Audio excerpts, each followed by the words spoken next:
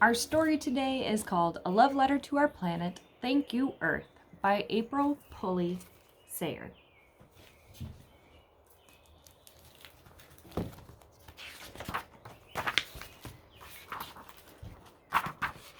Thank you, Earth. Dear Earth,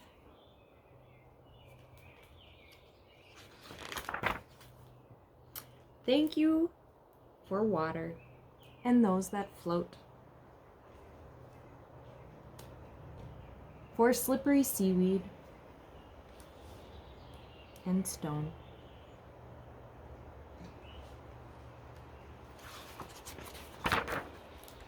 Thank you for the mountains and minerals that strengthen bills and bone.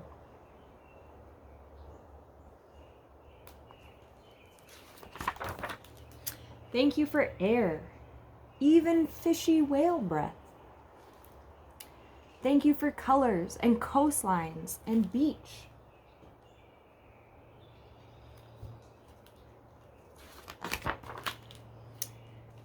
Thank you for tiny and towering,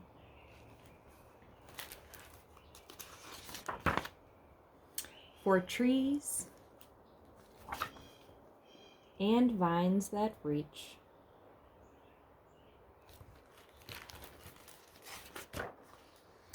Thank you for curves and prickles and parallels, for patterns.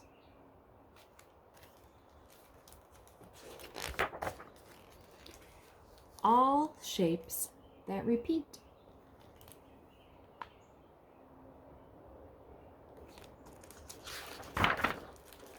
Thank you for leaves and stems and buds. And for parts we can eat.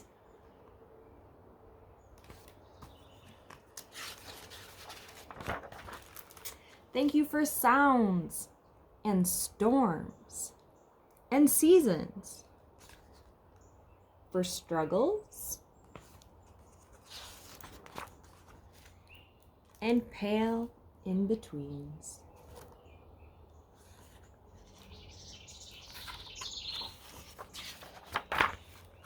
Thank you for rays and radials and overlapping greens. Thank you for jumbles, ingredients for soil, and bright new growth in spring.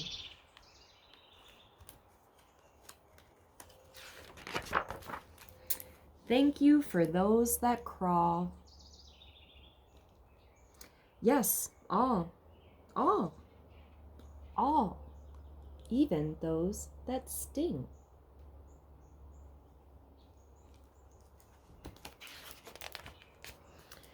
Thank you for sunsets.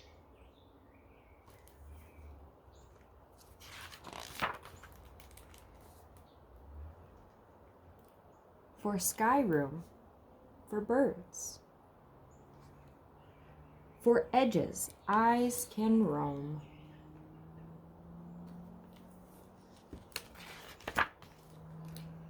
Thank you for beginnings. See some eggs in here. For endings. For lifetimes.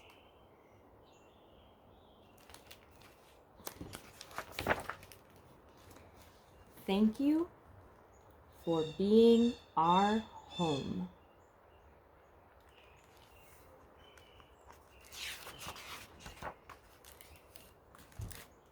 The end. It says, a note from the author. This book is a thank you note to the earth. The earth provides us with so much. Earth's atmosphere gives us air to breathe. Our planet gives us food to eat and water to drink. Minerals in the earth, calcium and magnesium, strengthen our teeth and bones. Earth is the ground we walk on, the place we live, our home. The earth itself does not have an address to receive thank you notes, but writing thank you notes, even to clouds or rivers or continents, can still help the planet. By sharing thank you words and art, we can remind one another about what nature does for us. This will encourage all of us to remember Earth in our actions, to protect the planet, and to spread a message of caring and conservation. So how do we send thank you notes to a planet? Share your notes with others through hallway art in your school. Mail your thank you notes to newspaper, magazines, and television stations in your school and in your community. Send them to elected officials. Think big. Your thank you notes can be any size, shape, color, or format, even a video. It says, turn a thank you into action. Kids all over the earth are transforming their thank yous into action, too. In Michigan, students at Whitehall Middle School are asking kids to participate in National Skip the Straw Day.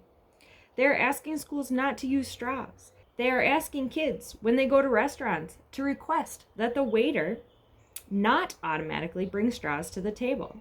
Straws are plastic and made for single use. Hundreds of millions are used and thrown away every day. And plastic is filling landfills and polluting the ocean, endangering birds and sea turtles, dolphins and whales. In Ohio, a student named Delaney had a question. Why is littering the sky okay when we discourage littering the ground? Delaney searched for, retrieved, and reported stray balloons along Lake Erie shoreline. She called and wrote letters to people to ask not to litter the sky by releasing hundreds of balloons during celebrations. These balloons drift many miles and often land as trash in waterways and the ocean. The deflated balloons make a mess and kill birds and mammals. Perhaps some other Earth issue is pressing and important to your community. Here are ideas for ways to get started with putting your thank you into action. Investigate the facts. Learn where your drinking water comes from. Learn about air quality in your community. What makes the air cleaner some days than others? Learn about weather and climate where you live and where your rainwater goes. Learn where your electricity and heat come from. How are they generated? Learn how and where the everyday products you use, from computers to writing paper, are made. Who makes them? What are their ingredients? Learn where what you throw away goes. How is your garbage disposed of? Share the story. Speak, write, photograph, draw, create posters, videos, essays, and other things to share what you have learned with your friends and classmates. Inspire others to think differently about the earth and what it provides for all of us. Participate. Help at a beach or river cleanup day. Plant trees. Create a wild garden and support wildlife in your area. Plant native plants that feed and shelter birds, butterflies, and other creatures. Conserve energy, paper, cloth, and food, products that require materials, including fresh water, to make. By conserving, you are leaving more water, materials, and space for wildlife. Be an inventor. Study, brainstorm, and design new ways to conserve resources and help wildlife and the planet. Help the helpers. Some of the issues facing Earth may be beyond your neighborhood and places that need professionals, including scientists, on site to do the helping work. How can you assist? Find out about organizations that work on these conservation issues. Raise money to help support them. Send thank you notes to encourage their work. Ask others, including government officials, to help them. Ask for action. Write to elected officials and companies to let them know you care about Earth issues. Ask them to take action to help the Earth and send a thank you note when they do take action to help. You have a voice. Gather friends to help. Speak out and share. Young people, especially those who investigate the facts and become informed about an issue, can change the world. Okay. So there's lots of things that you can do and your families can do to help the Earth. And I would encourage you to start with writing your very own thank you letter to the Earth about all the things you love that Earth gives us. I will post these resources with our story down below so you can follow up and take action in a way that works for you and your family.